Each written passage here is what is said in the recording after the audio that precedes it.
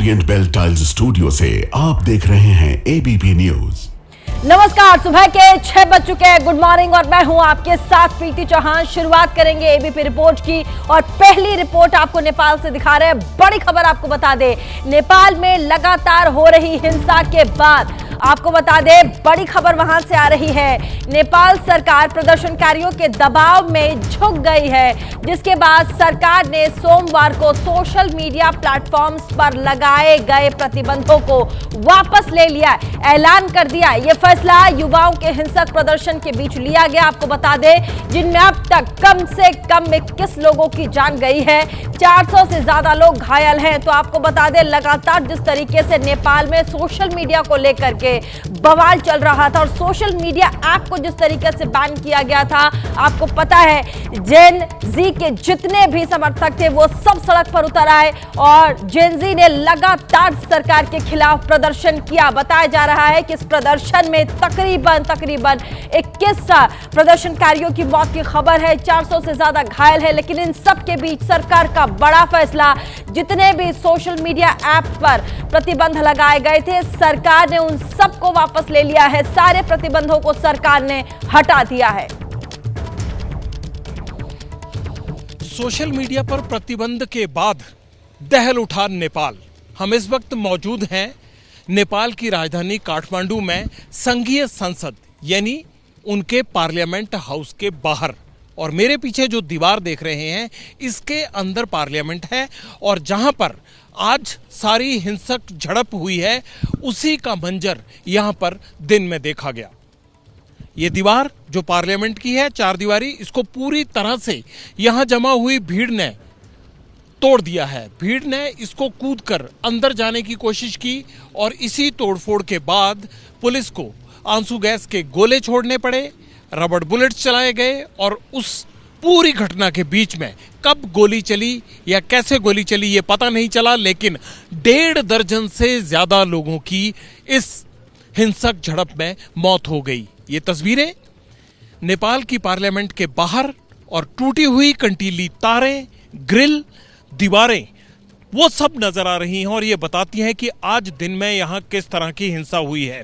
10 बजे तक कर्फ्यू लगाया गया था, लेकिन पार्लियामेंट के बाहर जो ये सड़क है इस पर जिस तरह से ये ईंट और रोड़े नजर आ रहे हैं उससे ये साफ जाहिर होता है कि किस तरह से दिन के वक्त में यहां पर संघर्ष हुआ। इस संघर्ष की वजह क्या थी? आखिरकार असली मुद्दा क्या है? क्या सोशल मीडिया के 2 दर्जन से ज्यादा प्लेटफॉर्म को यहां की सरकार ने बैन करके कोई आफत मोल ली या इसके पीछे कोई और वजह है? दरअसल मुद्दा यहां भ्रष्टाचार है। लोगों का यह आरोप है कि यहां भ्रष्टाचार की आवाज सोशल मीडिया के जरिए उजागर की जाती है और इसी प्लेटफॉर्म्स को नेपाल की सरकार ने बैन कर दिया ताकि उनके भ्रष्टाचार को उजागर करने के लिए कोई भी साधन या माध्यम ना बचे। दूसरी तरफ नेपाल सरकार का यह आरोप है कि सोशल मीडिया पर कोई बैन लगाना इसलिए जरूरी हो गया था क्योंकि भ्रामक प्रचार किया जा रहा था। जो गवर्नमेंट है उसके खिलाफ कुछ भी एजेंडा जो है वो उसमें दे दिया जाता था और उसकी वजह से लोगों को गलतफहमियां होती थी क्योंकि सोशल मीडिया प्लेटफॉर्म पर यहां कोई प्रतिबंध नहीं था, इसलिए जिसका जो मन आता था वो बिना किसी नियंत्रण के उस सोशल मीडिया प्लेटफॉर्म का इस्तेमाल सरकार के खिलाफ करता था, जिसकी वजह से भ्रम फैल रहा था।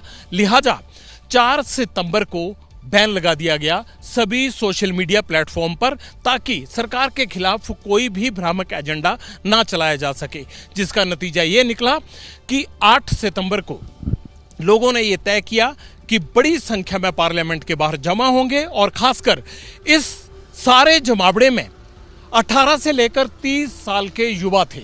इस वक्त पार्लियामेंट के बाहर आप देख सकते हैं कि किस तरह से सैनिकों की तैनाती की गई है, जिस तरह से ये ग्रिल तोड़े गए, अंदर घुसने की कोशिश हुई, पार्लियामेंट के बाहर तोड़फोड़ हुई, हजारों की उग्र भीड़ ने नुकसान जिस तरह से पहुंचाने की कोशिश की, उसके बाद पुलिस ने तगड़े तरीके से रिटेलिएट किया और उसमें कहा यह जा रहा है कि आंसू गैस और सिर्फ रबड़ बुलेट्स का इस्तेमाल किया गया। लेकिन जैसे लोगों की मौत हुई है, 1.5 दर्जन से ज्यादा लोगों की मौत होने के बाद गृह मंत्री रमेश लेखक को इस्तीफा देना पड़ा है। अब बड़ा चैलेंज क्या है? बड़ा चैलेंज ये है कि कैसे केपी ओली की सरकार लोगों के इस गुस्से को दबा पाएगी। हालांकि जनता के दबाव के आगे सरकार ने और जिस तरह से प्रदर्शन हुआ है उसे देखते हुए सोशल मीडिया का बैन दोपहर 3:30 बजे तक हटा लिया गया था। कर्फ्यू 10 बजे तक लगा था, लेकिन अब इक्का दुक्का वाहन सड़कों पर चलने लगे हैं। लेकिन यहां अब भी हिंसक झड़प के निशान बाकी हैं। राष्ट्रपति, उपराष्ट्रपति और प्रधानमंत्री के आवास के आसपास अभी भी सैन्य टुकड़ियां तगड़े तरीके से पहरा दे रही हैं ताकि कोई भी अप्रिय घटना को अंजाम ना दे सके। क्या पार्लियामेंट के बाहर जो एक सोशल मीडिया बैन को लेकर इतनी बड़ी जो हिंसक झड़प हुई है जिसमें इतने लोगों की जान गई है, क्या इस पूरे गुस्से को केपी ओली सरकार दोबारा से सोशल मीडिया प्लेटफॉर्म्स को शुरू करके शांत कर पाएगी? ये एक बड़ा चैलेंज है। कैमरामैन मान के साथ जगविंदर पटियाल, एबीपी न्यूज, काठमांडू, नेपाल। और नेपाल में सोशल मीडिया पर बैन के बाद हिंसा में अब तक के किस लोगों की जान जा चुकी है? नेपाल सरकार ने हिंसा करने वालों को देखते ही देखते गोली मारने के आदेश दिए। नेपाल में प्रदर्शन के दौरान क्या हुआ, एबीपी न्यूज को वहां के लोगों ने क्या कुछ बताया, सुनिए। पार्लियामेंट के बाहर क्या कुछ हुआ ये बताएंगे रविंद्र उस वक्त यहीं मौजूद थे और इस वक्त रात 2 बजे भी उसी मंजर को देखने आए हैं कि आखिर हुआ क्या था। यहाँ तो सबसे पहले तो सुबह के टाइम में 9:30 बजे तक यहाँ बहुत ये जो चल रहा है जेनजी समूह वो जो है उन लोग ने बहुत शांतिपूर्ण आंदोलन किया था। तर उसके बाद में ये सरकार पक्ष से बहुत धरपकड़ हुआ। वहाँ पे वो प्रहरी ने बहुत बिना बात में गोली मार गया। एक केपी ओली का जोन सरकार है इसने बहुत दमन किया। यहाँ का बहुत नेपाल में बहुत करप्शन हुआ है। उसी के लिए ये जेनजी समूह का आंदोलन था। उसने बोला था कि 2-3 दिन पहले ने बोला था कि हमारा बहुत शांतिपूर्ण आंदोलन है, बहुत शांतिपूर्ण आंदोलन है, यहाँ कुछ नहीं हुआ। एकदम स्वतःस्फूर्त रूप में वो यहाँ पे आंदोलन कर रहा था। तर इसके बाद में सरकार ने जो किया ये बहुत गलत है। लोग यहाँ से अंदर चले गए से इस दीवार को बहुत अंदर था। एक ठो में ऐसा खुलासा कर दूंगा कि 50-60 लोग यहाँ से अंदर गया था। वो लोग अभी भी कहाँ है पता नहीं है। जो लोग अंदर घुसे उनका अभी भी कोई अता पता नहीं, तो पता नहीं है। ये अभी नेपाल के सोशल मीडिया में वायरल है। आपका क्या नाम है? सर विजय महता। विजय जी, आप भी सोशल मीडिया इस्तेमाल करते हैं? सर जी सर। तो सोशल मीडिया जब बंद हो गया था तो आपको क्या कमी लगी कि क्या आपकी ज़िंदगी में कम लगा? बहुत कुछ सर। आपको क्या लगता है कि नेपाल की जनता के पास क्या अपनी आवाज़ बुलंद करने के लिए या सरकार के तमाम जो भी उन पर आरोप लगते हैं उनको उजागर करने के लिए क्या सिर्फ सोशल मीडिया ही है? जी सर, सोशल मीडिया क्या कहेंगे सर, सोशल मीडिया भी एक बहुत बड़ा प्लेटफॉर्म है सोशल मीडिया। लेकिन इससे भी यहाँ का सरकार बहुत करप्टेड है, बहुत, इतना आप इमेजिन नहीं कर सकेंगे सर। इससे ज़्यादा पाकिस्तान से ज़्यादा करप्टेड है सर। गवर्नमेंट का क्या नियम है, ये डांट से नीचे गोली मारने का, ये तो सर यहाँ पे गोली मारता है सर, यहाँ पे गोली मारता है। देख के कॉन्सर्ट में गोली मारता है सर। जल्दी आप देखेंगे सर, आपके आँख में सर वो हो जाएगा सर। ये तो नेपाल के रूल्स में नहीं है। आदमी को कॉन्सर्ट में गोली मारने के लिए नेपाल में वो तो रूल्स नहीं है। नेपाल में हो बड़ा आंदोलन हुआ, हुलदंगा हुआ, उसी के लिए थोड़ा कंट्रोल करने के लिए क्या करना पड़ेगा, ये पैर से नीचे गोली मारना पड़ेगा। वो भी रबर के पास में, थोड़ा उसका मौत होने के नहीं, थोड़ा वो करने के लिए। संविधान में कहीं नहीं लिखा है कि यहाँ मगज में गोली, दिमाग में गोली मारने के लिए, सर में, दिल में, कहीं नहीं लिखा है सर। तो नेपाल की सरजमी पर क्या कुछ हो रहा है आपने सुना, वहां के लोगों की ज़बानी। आगे बढ़ेंगे, रास्ते पर चल रहे लोगों के साथ कब क्या हो जाए ये नहीं किसी को पता है। साथ ही आपको बता दें, नागपुर से एक ऐसी ही घटना सामने आई है जो डरा देने वाली। देखिए, सब कुछ ठीक था। रात के वक्त ये लोग स्कूटी से अपने घर लौट रहे थे, लेकिन अचानक से मील की ये जर्जर दीवार इनके ऊपर आकर गिर गई। इन लोगों को पता भी नहीं चला कि इनके साथ क्या हो गया। आगे आगे चल रहा स्कूटी वाला तो बच गया, लेकिन पीछे वाली स्कूटी दीवार की चपेट में आ गई और स्कूटी सवार दोनों लोग घायल हो गए। इस हादसे में 4 से 5 कारें भी क्षतिग्रस्त हुई हैं। बताया जा रहा है कि जो दीवार गिरी वो 130 साल पुरानी थी। और हिमाचल प्रदेश के मंडी में बेकाबू कार का तांडव देखने को मिला है। आपको बता दें, कार ने 2 लोगों को टक्कर मार दी, जबकि सड़क किनारे खड़ी एक गाड़ी से भी जा टकराई। देखिए क्या कुछ हुआ है।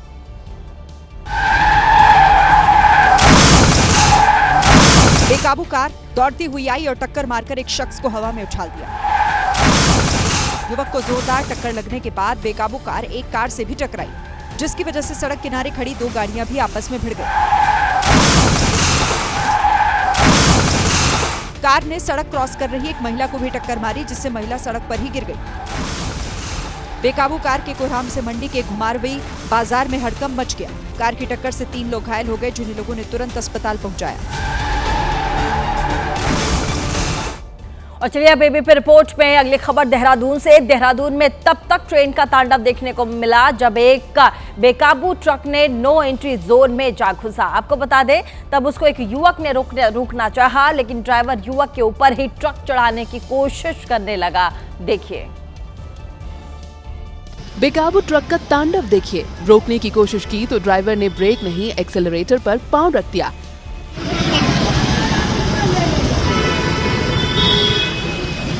ना ट्रक ड्राइवर को किसी की जान की फिक्र दिखी और ना ही कानून का कोई डर। वो तो युवक किस्मत का धनी था जो उसकी जान बच गई, नहीं तो ट्रक ड्राइवर ने तो कुचलने का प्लान बना ही दिया था। हद तो तब हो गई जब रियर प्लेट पर कोई नंबर भी नहीं था, लेकिन वो बेधड़क नो एंट्री टाइम पर शहर में ट्रक चला रहा था। लेकिन ट्रैफिक के जिम्मेदार लोगों ने ना उसे रोका और ना ही किसी ने टोका। शहर भी उत्तराखंड की राजधानी देहरादून है और तस्वीरें भी व्यस्त सहस्त्रधारा रोड की है। बताया जा रहा है कि ये बेकाबू ट्रक हरियाणा नंबर का है।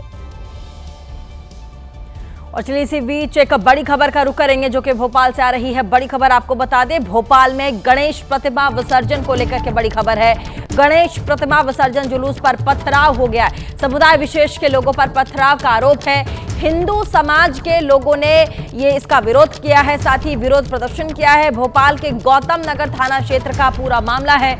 आरोपियों के खिलाफ सख्त कार्रवाई की मांग की जा रही है। तस्वीर देखिए किस तरीके से जो प्रदर्शन है वो हिंसक हो गया। पथराव की घटना है। बताया जाता है कि भोपाल में गणेश प्रतिमा विसर्जन को लेकर के जुलूस में ही पथराव हो गया। एक समुदाय विशेष पर आरोप लगाए जा रहे हैं पथराव करने का। हिंदू समाज के लोगों ने आपको बता दें कि विरोध किया, इसके खिलाफ विरोध प्रदर्शन भी किया है। भोपाल के गौतम नगर थाना क्षेत्र का पूरा मामला बताया जा रहा है। आरोपियों के खिलाफ सख्त कार्रवाई की मांग की जा रही है। 2 तस्वीर इस वक्त आपके टेलीविजन स्क्रीन पर आप देख सकते हैं। जिस वक्त गणेश प्रतिमा के विसर्जन के लिए लोग जा रहे थे, उसी बीच वहां एक समुदाय विशेष के लोगों ने पथराव कर दिया। सोमवार रात मध्य प्रदेश की राजधानी भोपाल में गणेश विसर्जन के जुलूस के दौरान एक विवाद खड़ा हो गया, जब ये आरोप लगाया गया कि जो विसर्जन के लिए गणेश मूर्ति ले जाई जा रही थी, जुलूस निकाला जा रहा था, उस पर पथराव हुआ है और मूर्ति खंडित हुआ है। उसके बाद हिंदू संगठनों ने उसको लेकर के प्रदर्शन किया और ये जो जुलूस है वो आरिफ नगर से इसी सड़क से डीआईजी बंगले चौराहे की तरफ जा रहा था और उसी वक्त ये पथराव किया गया। ये आरोप लगाया गया कि पथराव किया गया है कुछ स्थानीय लोगों की तरफ से और इसी में मूर्ति खंडित हुई है। उसके बाद लगभग ये 9:30 बजे की घटना है और ये लगभग 11:30 से 12 बजे के बीच तक पूरा विवाद चलता रहा। उसके बाद उसके बाद एफआईआर दर्ज की गई है कुछ लोगों पर और तब जाकर के ये पूरा मामला शांत हुआ है।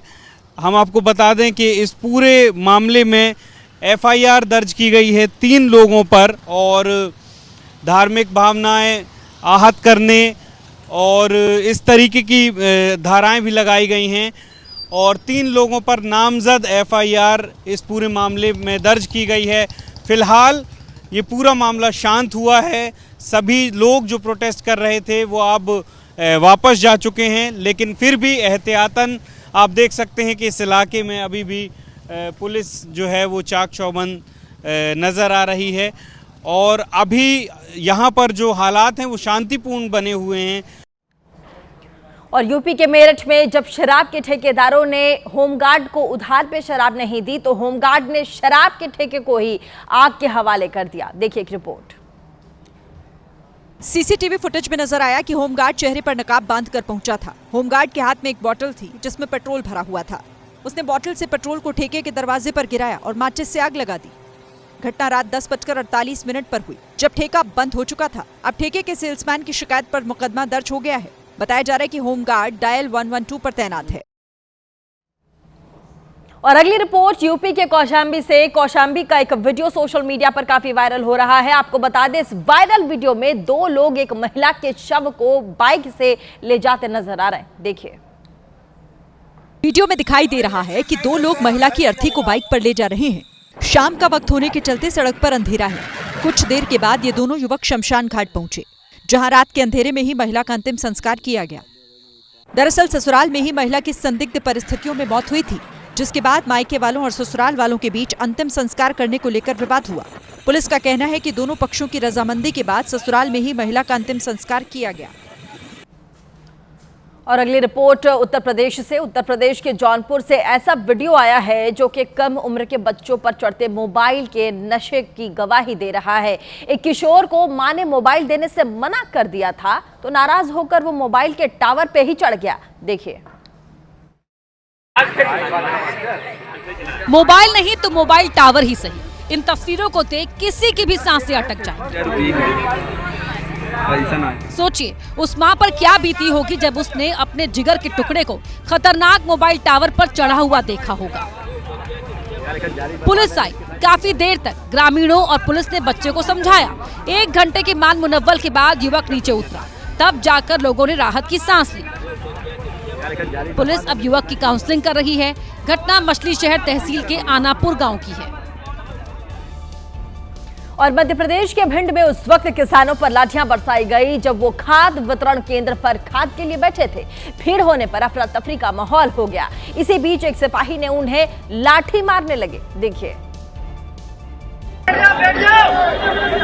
1, 2 और ये तीसरी लाठी। पुलिस की लाठी पड़ते ही किसानों में अफरा तफरी मच गई, इधर उधर भागने लगे। किसानों पर लाठी बरसाने के बाद पुलिस वाला दूसरी ओर गया और वहां खड़े किसानों को भगाने लगा और डंडे के बल पर किसानों को एक जगह बैठा दिया। किसानों पर लाठी चलाने का ये वीडियो भिंड के लहार इलाके का है, जहाँ के खाद वितरण केंद्र सहकारी संस्था पर बड़ी संख्या में किसान खाद लेने पहुँचे थे। भीड़ बढ़ते ही अव्यवस्था फैलने लगी। इसी दौरान पुलिस वाले ने लाठी के बल पर किसानों को कंट्रोल करने की कोशिश की, जिसमें 3 से 4 किसान घायल हो गए। लाठी से किसानों की पिटाई का ये वीडियो वायरल हुआ तो अधिकारियों ने इसका संज्ञान लिया और लाठीबाज सिपाही को निलंबित कर दिया।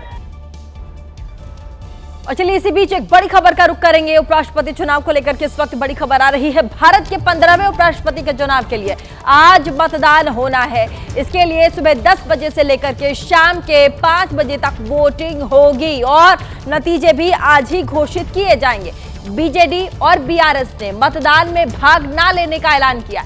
इसके बाद शिरोमणि अकाली दल ने भी मतदान में भाग न लेने का ऐलान कर दिया है। एनडीए ने महाराष्ट्र के राज्यपाल सीपी राधाकृष्णन को उम्मीदवार बनाया है। आपको बता दें, वहीं इंडिया ब्लॉक ने सुप्रीम कोर्ट के पूर्व न्यायाधीश बी सुदर्शन रेड्डी को चुनावी मैदान में उतारा है। तो आज ये देखिए शक्ति प्रदर्शन एक तरह से कह सकते हैं, क्योंकि दोनों ही इंडिया ब्लॉक और एनडीए के प्रत्याशी जो हैं आज मैदान में उतरेंगे। वोटिंग होगी, लेकिन खास बात यह कि शाम तक नतीजे भी सामने आ जाएंगे। तो आपको बता दें कि इस वोटिंग से आपको बता दें शिरोमणि अकाली दल ने फिलहाल जो है वो किनारा किया है।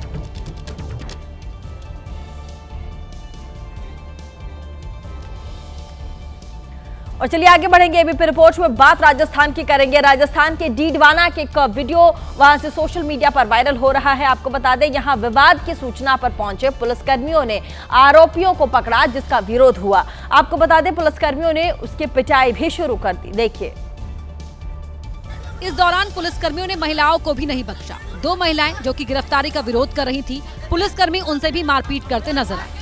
वहीं इससे पहले की तस्वीरों में नजर आया कि पुलिसकर्मी एक युवक को पकड़कर गाड़ी की तरफ ले जा रहे थे। इस दौरान युवक और पुलिसकर्मियों के बीच कहासुनी भी हो रही थी। इस बीच 2 और युवक पुलिसकर्मियों के पास पहुंच गए तो पुलिसकर्मियों ने पिटाई शुरू कर दी। इसके बाद पुलिसकर्मियों ने तीनों को गाड़ी में बैठा लिया, जिस पर साथ में दिख रही 2 महिलाओं ने भी गाड़ी में बैठने की कोशिश की तो एक पुलिसकर्मी गाड़ी से नीचे उतरा और उन्हें पीटने लगा।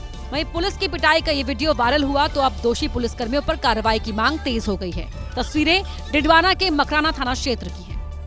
रिपोर्ट पंजाब से है। यहाँ पर बाढ़ का पानी तो कम हो गया है, लेकिन असली मुसीबत उसके बाद शुरू हो गई है। पानी के निकलने के बाद जब लोग अपने घर देखने के लिए गए तो उन्हें क्या दिखा? उन्हें दिखा अपना टूटा हुआ घर, पानी में खराब हुए सामान और सब कुछ बर्बाद होने का डर। देखिए, वो घर जिनमें कभी पूरा परिवार खुशी खुशी रहा करता था, बाढ़ के पानी ने उसकी नींव ही बर्बाद कर दी। एक मजबूत बना हुआ जो मकान है वो पूरा का पूरा ढह गया है। तस्वीरें देखिए, बिल्कुल नींव जो है वो बिल्कुल नीचे से निकल चुकी है और ये वाला हिस्सा अगर आप देखेंगे, ये जो हिस्सा है वो पूरे तरीके से यहाँ पर ढह चुका है। टूटे हुए घर को बनाना मुश्किल है तो बर्बाद हुए घर को संवारना कम मुसीबतों भरा नहीं। इसके साथ ही कई जगह तो सड़क ही गायब हो चुकी है। इस वक्त हम अमृतसर के गुनावाल गांव में मौजूद हैं और इस सड़क को आप देखिए, सड़क का जो हिस्सा है वो कई जगहों से बह गया है। लोगों ने बताया कि अमृतसर के इस इलाके में बांध टूट जाने के बाद पानी की तबाही का ही नतीजा रहा कि अब उनके पास सड़क भी नहीं है। और देखिए, कुछ गांव बिना सड़क के हैं तो कुछ ऐसे भी हैं जहां से अभी तक बाढ़ का पानी नहीं निकला है। कपूरथला जिले में 20 से ज्यादा गांव ऐसे हैं जो बाढ़ में डूब गए। वहां के आम लोग बीते कई दिनों से पानी से लड़ रहे हैं। देखिए, कपूरथला के सुल्तानपुर लोधी के गांव पूरे पंजाब से कट गए। हर तरफ पानी में डूबे घरों की तस्वीर के साथ कुछ किसान भी दिखे जो अपना घर छोड़कर जा रहे थे। जो किसान हैं वो अपने मवेशियों को, अपने सामान को किस तरीके से ट्रैक्टर ट्रॉलियों पर लाद कर ले जा रहे हैं। पानी की मुसीबत से परेशान लोगों का दर्द बांटने के लिए एक्टर सोनू सूद कपूरथला आए। रेस्क्यू बोट पर सवार होकर वो जगह जगह लोगों से मिलते दिखे। तमाम एनजीओज के साथ इंडियन आर्मी और बीएसएफ पंजाब के लिए देवदूत बनी। अब तक 126 जगहों पर रेस्क्यू चलाया गया, जिसमें कुल 21,500 लोगों की जान बचाई गई। इसी के साथ भारतीय सेना अभी भी दूर दराज के गाँव के लोगों का पेट भर रही है। और एक तरफ लगातार पहाड़ों के गिरने की वजह से वैष्णो देवी की यात्रा बार बार चल रही है, तो वहीं दूसरी तरफ अब हरिद्वार में भी मनसा देवी धाम के पहाड़ भी गिरने लगे। वहां पर भी पहाड़ का एक बड़ा हिस्सा गिरकर रेलवे ट्रैक पर आ गया। देखिए, पहाड़ से गिरकर आए बड़े बड़े पत्थरों ने ट्रेनों का रास्ता रोक लिया। मनसा देवी के पहाड़ों में काली मंदिर के पास गिरे पत्थरों ने भीमगौड़ा रेलवे ट्रैक को तो तोड़ा ही, उसके साथ वहां बने टनल को भी उसने नुकसान पहुंचाया। ट्रेनों की सुरक्षा के लिए पहले से लोहे की जालियां लगाई गई थी। पहाड़ इतने जोर से गिरे कि उससे जालियां टूट गयी। कुछ पत्थर उन जालियों में भी फंसे हुए दिखाई दिए। लैंडस्लाइड के बाद टूटे हुए रेलवे ट्रैक की मरम्मत के लिए टीमें आई। पत्थर गिरने से देहरादून को हरिद्वार से जोड़ने वाला रेलवे मार्ग बंद रहा। पर फिर से बड़ी खबर के साथ बड़ी खबर आ रही है फ्रांस से। आपको बता दें, यहां सोमवार को समय राजनयिक उथल पुथल बढ़ गई जब प्रधानमंत्री फ्रांसवा बेरो की सरकार संसद में अविश्वास प्रस्ताव का बचाव करने में विफल रही। आपको बता दें, सोमवार को हुए इस मतदान में 364 सांसदों ने सरकार के खिलाफ वोट दिया है और 194 सांसदों ने इस सरकार में विश्वास व्यक्त किया है। 2 साल में ये तीसरी बार होगा जब राष्ट्रपति इमैनुअल मैक्रों के नियुक्ति के लिए प्रधानमंत्री को पद से हटना पड़ा है। फ्रांस की वामपंथी पार्टी ने विश्वास मत में सरकार गिरने के बाद राष्ट्रपति इमैनुअल मैक्रों के इस्तीफे की मांग की है।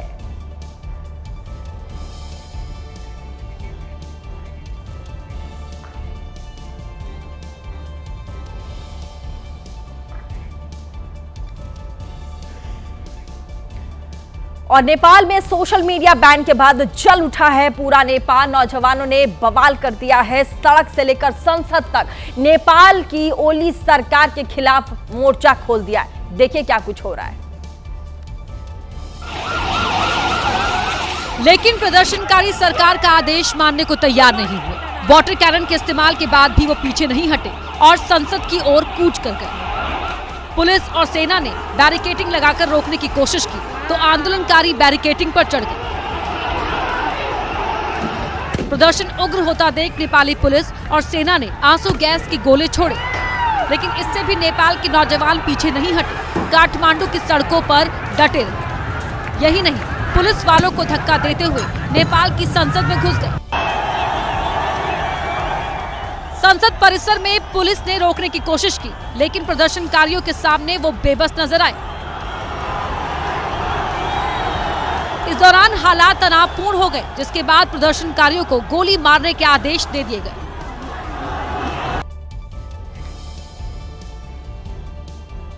और देखिए, काठमांडू में जेन-जी का प्रोटेस्ट उग्र होने के बाद सरकार ने नेपाली सेना की तैनाती कर दी। आपको बता दें, बॉर्डर से पर्यटकों को वापस भेजा जा रहा है। वहीं हालात बिगड़ने के बाद नेपाल के गृह मंत्री ने नैतिक जिम्मेदारी लेते हुए अपने पद से इस्तीफा भी दे दिया। लेकिन प्रदर्शनकारी सरकार का आदेश मानने को तैयार नहीं हुए। वाटर कैनन के इस्तेमाल के बाद भी वो पीछे नहीं हटे और संसद की ओर कूच कर गए। पुलिस और सेना ने बैरिकेडिंग लगाकर रोकने की कोशिश की तो आंदोलनकारी बैरिकेडिंग पर चढ़ गए। प्रदर्शन उग्र होता देख नेपाली पुलिस और सेना ने आंसू गैस के गोले छोड़े, लेकिन इससे भी नेपाल के नौजवान पीछे नहीं हटे, काठमांडू की सड़कों पर डटे रहे। यही नहीं, पुलिस वालों को धक्का देते हुए नेपाल की संसद में घुस गए। संसद परिसर में पुलिस ने रोकने की कोशिश की, लेकिन प्रदर्शनकारियों के सामने वो बेबस नजर आए। इस दौरान हालात तनावपूर्ण हो गए, जिसके बाद प्रदर्शनकारियों को गोली मारने के आदेश दे दिए गए। और नेपाल में सोशल मीडिया बैन के खिलाफ उग्र प्रदर्शन के दौरान पुलिस और प्रदर्शनकारियों के बीच झड़प हो गई, जिसमें 21 लोगों की मौत की खबर है। देखिए, प्रदर्शनकारी जैसे ही संसद परिसर में घुसे, पुलिस और नेपाली सेना ने बड़ा एक्शन लिया, क्योंकि आंदोलनकारी वहां की इमारतों पर चढ़ गए थे। इसके बाद पुलिस ने पत्थरबाजी कर रहे नौजवानों पर गोली चला दी।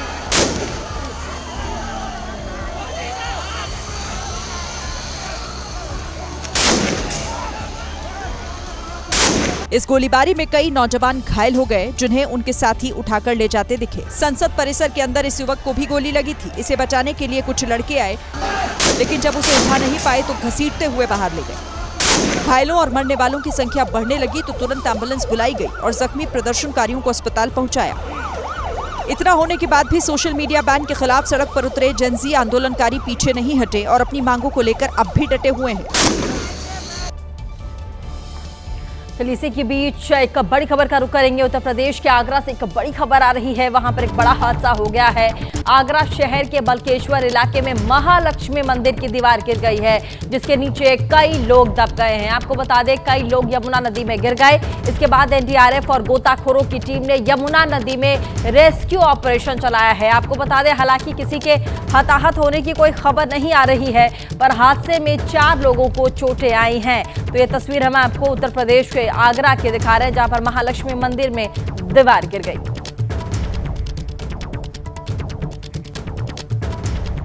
और अगली रिपोर्ट आपको राजस्थान की दिखाते हैं। राजस्थान की राजधानी जयपुर में आरटीडीसी के पड़ाव रेस्टोरेंट में जमकर बवाल हुआ। बताया गया कि रेस्टोरेंट में खाना खाने आए कुछ लोगों और एक कर्मचारी के बीच में किसी बात को लेकर के विवाद हो गया। इसके बाद रेस्टोरेंट के सभी कर्मचारी एकजुट हो गए।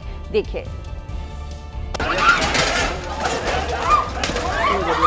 और उन लोगों पर टूट पड़े। सभी कर्मचारियों ने मिलकर ग्राहकों की जमकर पिटाई की।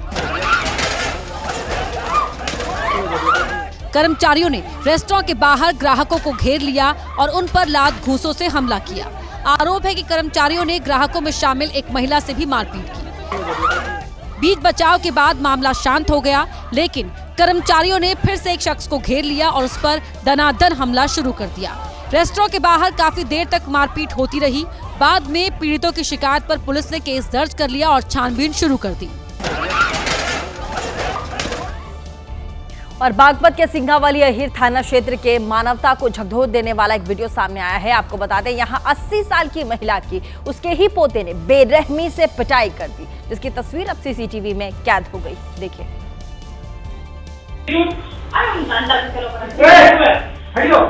वायरल तस्वीरों में नजर आया, आरोपी ने बुजुर्ग महिला को बालों से पकड़कर चारपाई से घसीट लिया और जमीन पर गिरा दिया। इस बीच एक महिला रोकने के लिए आगे बढ़ी तो आरोपी ने उसे भगा दिया।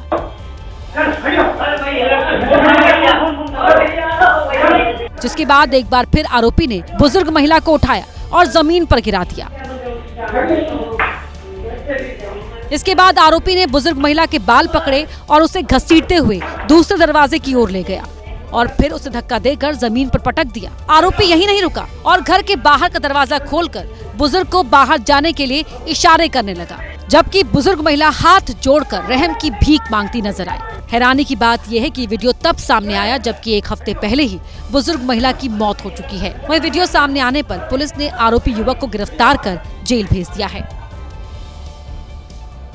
और एक खबर मध्य प्रदेश के इंदौर से आ रही है। इंदौर में तेल की फैक्ट्री में भीषण आग लग गई। आपको बता दें, हादसा कुछ देर पहले हुआ और अभी भी आग बुझाने की कोशिश लगातार जारी है। घटना आजाद नगर इलाके की है और जिस तेल फैक्ट्री में आग लगी है वो उद्योग नगर इलाके में है। आपको बता दें, मौके पर फायर की टीम की गाड़ियां पहुंच चुकी हैं। हालांकि अभी तक ये बात सामने नहीं आई है कि आखिर ये आग कैसे लगी और इन आग की लपटों को आप देखें, इससे धुएं का गुबार पूरे आसमान में नजर आ रहा है।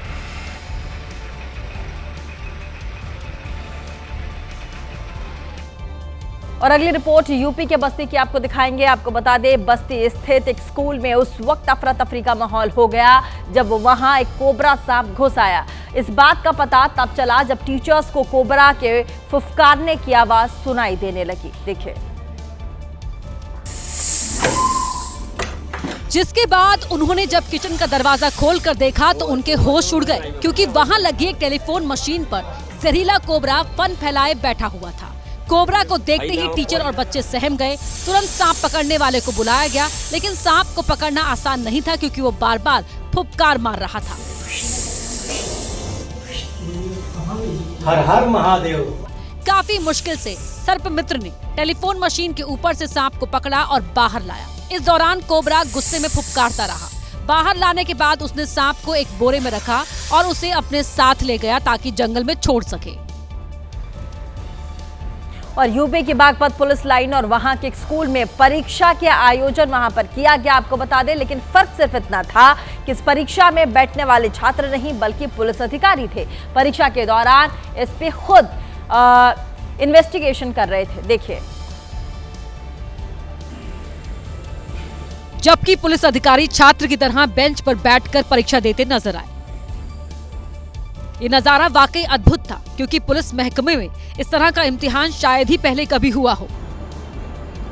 परीक्षा में पुलिस कर्मियों से नए कानून, साइबर अपराध और विवेचना से जुड़े सवाल पूछे गए। इसका मकसद ये जानना था कि पुलिस अधिकारी कितनी गहराई से कानून को समझते हैं। इन कानूनों की समझ में जो भी हमारे विवेचना अधिकारी होते हैं, आयोग होते हैं, उनकी कितनी वो समझने का, उसी के आधार पर इन विवेचनाओं का आवंटन ज्ञान के आधार पर किया जाएगा भविष्य में। एसपी के मुताबिक इस परीक्षा से ये आकलन भी किया जा सकेगा कि किस अधिकारी को किस क्षेत्र में और किस प्रकार की जिम्मेदारी सौंपी जानी चाहिए। और अगली रिपोर्ट मध्य प्रदेश के सरकारी स्कूल से। सरकारी अस्पताल अब चूहों का डेरा बनते जा रहा है। आपको बता दें, इंदौर के बाद अब छतरपुर के जिला अस्पताल में भी मरीज चूहों के आतंक से परेशान और घबराए। अस्पताल में भर्ती महिलाएं अपने नवजात बच्चों को लेकर के काफी चिंतित नजर आती हैं। देखिए, क्योंकि उन्हें इंदौर जैसी घटना का डर सता रहा है। यही वजह है कि महिलाएं अपने नवजात को रात भर आंचल में छिपाकर सो रही हैं। तो वहीं परिवार का एक सदस्य पूरी रात चूहों को भगाने के लिए जागता रहता है। दरअसल अस्पताल के रिकॉर्ड रूम और बच्चों के दवा के लिए रखी हुई अलमारी में भी चूहों ने अपना कब्जा जमा लिया है। इन चूहों ने कई दस्तावेज और दवाइयों को बर्बाद कर दिया है। चूहों के आतंक से मरीज तो परेशान है ही, डॉक्टर्स को भी काफी दिक्कतों का सामना करना पड़ रहा है। सारे वार्डों से चूहे भगाने का और उनको पेस्ट कंट्रोल टीम जो है वो हमारी अब कल से काम करेगी इसमें। हालांकि 1.5 साल पहले भी अस्पताल प्रबंधन ने 1.5 लाख रुपए में चूहे भगाने और मारने का ठेका दिया था, लेकिन इसके कुछ ही दिन बाद चूहों ने वहां अपना फिर से कब्जा जमा लिया। और अगर आपके घर में एसी है और लंबे वक्त से एसी का फिल्टर साफ नहीं हुआ है तो सावधान हो जाइए, क्योंकि एसी को लेकर के अब लापरवाही आपकी जिंदगी छीन सकता है। आज हरियाणा के फरीदाबाद से एसी से जुड़ा ऐसा ही कुछ मामला सामने आया जो डरा देने वाला है। देखिए, हादसा सुबह के 3 बजे हुआ। फरीदाबाद के ग्रीनफील्ड इलाके में 4 मंजिला मकान की पहली फ्लोर पर लगा एसी जोरदार धमाके के साथ फट गया और पहली फ्लोर से आग के शोले उठने लगे। धमाके की आवाज से आसपास के लोग दौड़ कर आए। इस बीच पहली फ्लोर पर रह रहे लोग सुरक्षित बाहर निकल आए, जिस पर लोगों ने चैन की सांस ली। इस दौरान किसी ने ऊपरी फ्लोर की ओर ध्यान नहीं दिया। जिस फ्लोर तक आग की उठती लपटें धीरे धीरे पहुंच रही थी और धुआं अंदर के कमरों में भर रहा था, और जब लोगों का ध्यान गया तब तक आग इतनी भड़क चुकी थी कि किसी की दूसरी फ्लोर तक जाने की हिम्मत भी नहीं हुई। जब बचाव टीम मौके पर पहुंची और उसने दूसरी फ्लोर का दरवाजा तोड़ा, तब तक दूसरी फ्लोर पर मौजूद पति पत्नी और बेटी की दम घुटने से सांसें उखड़ गईं, जबकि बेटे ने किसी तरह भागकर अपनी जान बचाई। इस परिवार के साथ रह रहे कुत्ते की भी मौत हो गई। और ये शॉर्ट सर्किट हुआ है, आप दिखा सकते हैं कि बहुत बड़ा हादसा है। स्थानीय लोगों का आरोप है कि सूचना के करीब 1 घंटे बाद फायर ब्रिगेड की टीम मौके पर पहुंची। अगर दमकल की टीम जल्दी पहुंचती तो शायद हादसे को टाला जा सकता था। चलिए इसी बीच एक बड़ी खबर का रुख करेंगे। प्रधानमंत्री नरेंद्र मोदी की सांसदों को नसीहत सामने आई है। सूत्रों के हवाले से बड़ी खबर, प्रधानमंत्री नरेंद्र मोदी ने सांसदों को नसीहत दी है। आपको बता दें, उपराष्ट्रपति चुनाव को लेकर के प्रधानमंत्री ने नसीहत दी है। सूत्रों के हवाले से यह खबर है। सांसदों से प्रधानमंत्री मोदी ने कहा है कि एक भी वोट जो है वो खारिज ना हो पाए। आपको बता दें, आज उपराष्ट्रपति पद के लिए चुनाव है और ऐसे में सुबह के 10 बजे से लेकर शाम के 5 बजे से 5 बजे तक वोटिंग होनी है और आज ही नतीजे घोषित भी किए जाएंगे। और ऐसे में आज जितने भी मेंबर ऑफ पार्लियामेंट हैं, एमपीज हैं, उनको प्रधानमंत्री ने सांसदों को नसीहत दी है। उन्होंने कहा है कि आज जो वोटिंग होंगे उसमें एक भी वोट जो है वो खारिज ना हो पाए।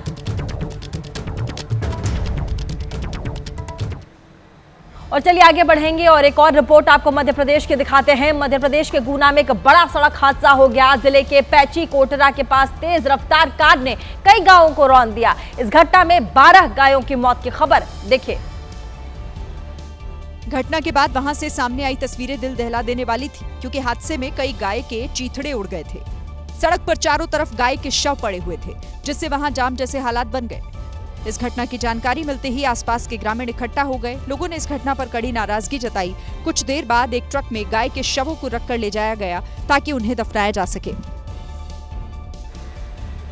और अगली रिपोर्ट उत्तराखंड के लक्सर से। शहर में उस वक्त स्थिति बेकाबू हो गई जब हरिद्वार लक्सर स्टेट हाईवे पर टेम्पो की टक्कर से गाय की मौत हो गई। इसके बाद भड़के लोगों ने टेम्पो को आग के हवाले कर दिया। देखिए, पुलिस टीम पर फेंके पत्थर, टेम्पो में लगा दिया, लग गया लंबा जाम। जिस टेम्पो को गुस्साई भीड़ ने आग लगाई उसमें मांस भरा हुआ था और इसी टेम्पो ने सड़क किनारे चल रही गाय को टक्कर मार दी। गाय की मौके पर मौत हो गई। घटना के बाद स्थानीय युवक आक्रोशित हो गए। जिसको भी पता चला वो घटनास्थल पर दौड़ा चला आया। फिर क्या था, भीड़ बढ़ती गई और फिर बेकाबू भी हो गई। हंगामे की सूचना पर पहुंची पुलिस टीम को भी युवाओं के गुस्से का सामना करना पड़ा और पुलिस दल पर ही पत्थरबाजी शुरू हो गई। पुलिस को निशाना बनाकर पत्थर फेंके गए। इस बीच टेम्पो में लगी आग फैलने लगी। जानकारी पर पुलिस की टीम आला अधिकारियों के साथ भेजी गई और फिर उत्पातियों को तितर-बितर करने के लिए बल का इस्तेमाल हुआ।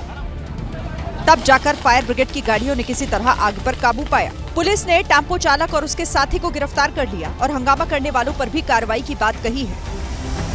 और एबीपी रिपोर्ट में अगली खबर महाराष्ट्र से। महाराष्ट्र के नांदुरबार में नाले के पानी में वैन बह गई। आपको बता दें, पुल पर बने गड्ढे में फंसने के बाद उस वक्त वैन का बैलेंस बिगड़ा जब वो सीधे पानी में चली गई। आपको बता दें किस कदर, देखिए वहां पर वैन पानी में फंस गई है। तस्वीरों को देखकर अंदाजा लगा सकते हैं। इसके बाद वैन पानी की दिशा में ही बहने लगी। पानी का तेज बहाव काफी दूर तक वैन को अपने साथ ले गया।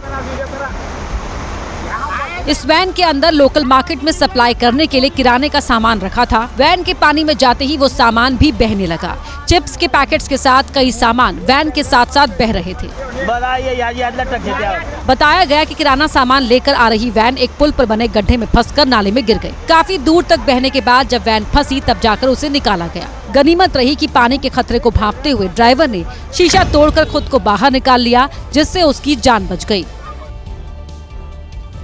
और उधर मुंबई के गोराई बीच पर एक मिनी बस के अंदर बैठे लोगों की जान खतरे में पड़ गई। आपको बता दें, बीच के किनारे खड़ी बस समंदर की लहरों की चपेट में आ गई। इसके बाद जो हुआ वो बेहद डरा देने वाला था। देखिए, यात्रियों से भरी हुई वो बस सीधे समंदर में समाने को तैयार थी। पानी ने बस को खींचा। इसके बाद मिनी बस समुद्र में अचानक तैरती हुई नजर आई। खतरा देखकर कोस्ट गार्ड्स एक्टिव हुए। उन्होंने बस में बैठे लोगों को बाहर निकाला। पुलिस ने ड्राइवर और बस मालिक दोनों के खिलाफ केस दर्ज किया। उन लोगों ने हाई टाइड के नियमों को ना मानकर चंद मिनटों की मस्ती के चक्कर में 10 से ज्यादा लोगों की जान खतरे में डाल दी।